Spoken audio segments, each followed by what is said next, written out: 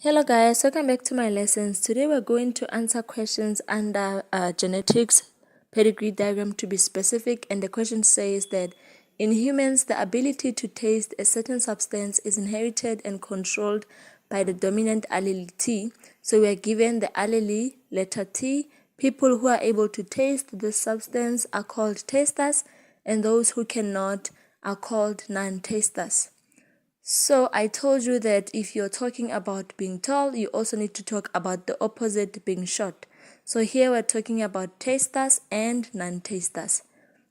Before we do anything, we need to write down the genotypes, the three possible genotypes using the letter T. So the first one is going to be capital letter T, which is called homozygous dominant. We're going to have a small letter TT, which is homozygous recessive, and we're going to have heterozygous, which is going to be capital letter T and small letter t.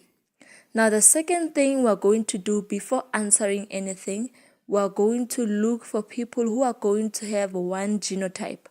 And what is that one genotype? The genotype is small letters TT.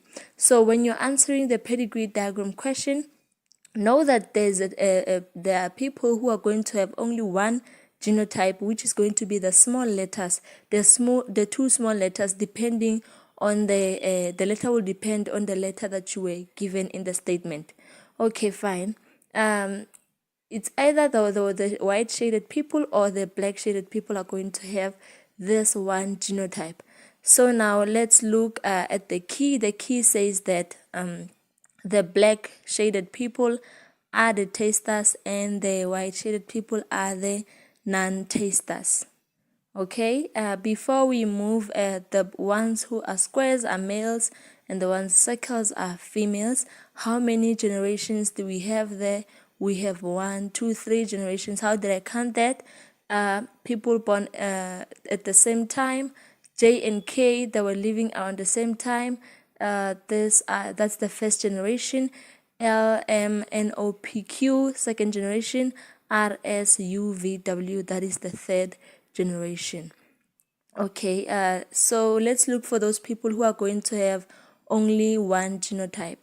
The T is the dominant allele, and this thing is controlled by the dominant allele. So if you have the dominant allele, you are going to be affected.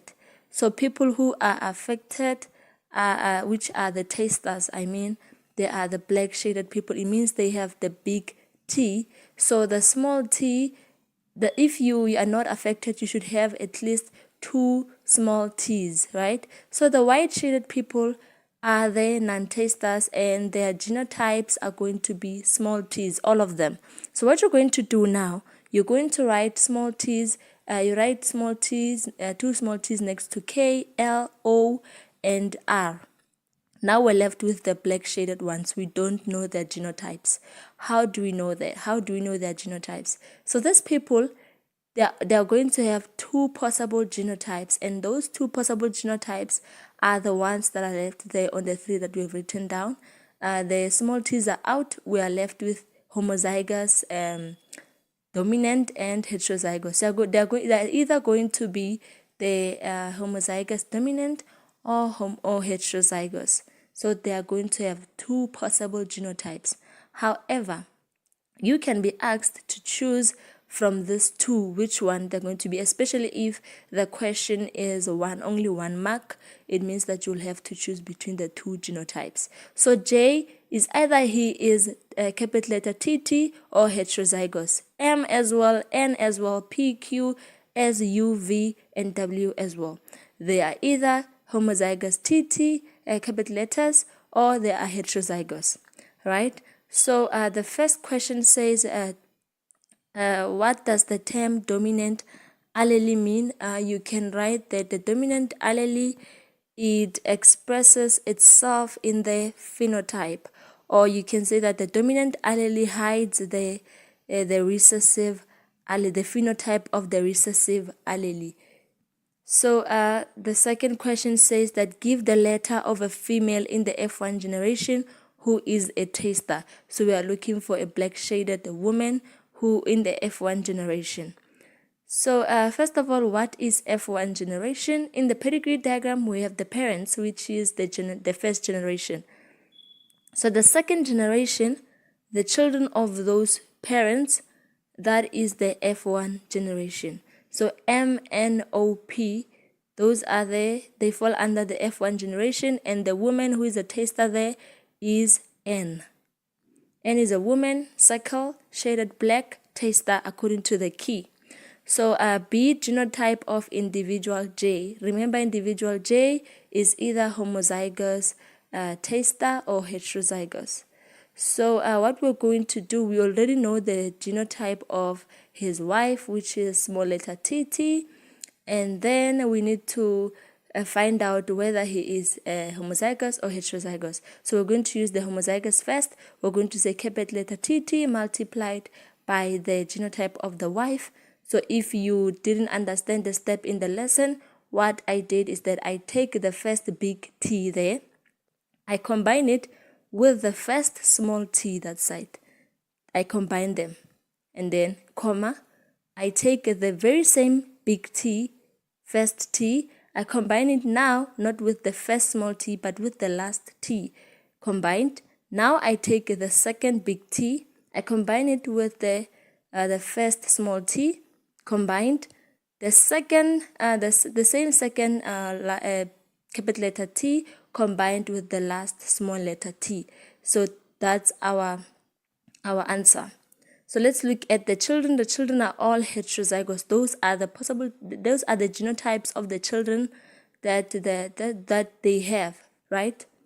So let's look at their children. This heterozygous means that they are tasters. And are all their kids tasters? No, we have O, who is a non-taster. So it means that his genotype is not capital letter TT but small letter t and capital letter T. To prove that, we're going to multiply heterozygous and this homozygous recessive of his wife. So this is what we got: heterozygous, homozygous recessive, and homozygous recessive. Do we have children who are tasters? Do they have children who are tasters? Yes, M and P are tasters.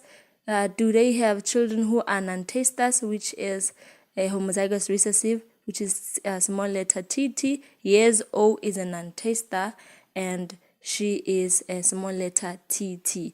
So the genotype of individual J is big letter T, small letter t, which is heterozygous. Use the evidence in the diagram to support your answer. We've already answered that.